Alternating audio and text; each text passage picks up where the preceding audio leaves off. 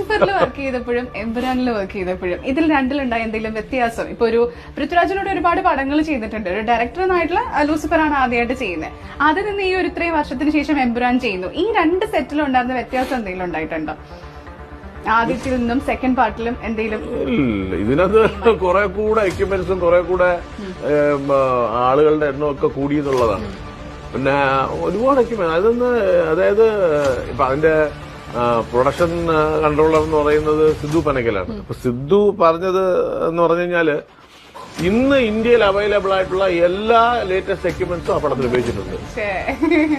അതായത് അതുകൊണ്ടാണ് പറഞ്ഞത്. ഇപ്പൊ ഗുജറാത്തിലൊക്കെ ഷൂട്ട് ചെയ്തത് ഒരു ദിവസത്തെ കോസ്റ്റ് എന്ന് പറഞ്ഞാൽ തന്നെ ഭയങ്കര എമൗണ്ടാണ്. 50-60 ലക്ഷമൊക്കെയാണ് ഒരു കാര്യം. തന്നെ വലിയ ക്രെയിൻ, ഈ ഇൻഡസ്ട്രിയൽ ക്രെയിൻ ഉണ്ട്, അത് ഇവിടെ ഇല്ലാത്ത ക്രെയിൻ ഉണ്ട്, എത്രയോ അടിപ്പൊക്കത്തിൽ പോകുന്നത്. ആ ക്രെയിനൊക്കെ 5 ക്രെയിനൊക്കെയാണ് യൂസ് ചെയ്തിരിക്കുന്നത് ഒരേ ദിവസം.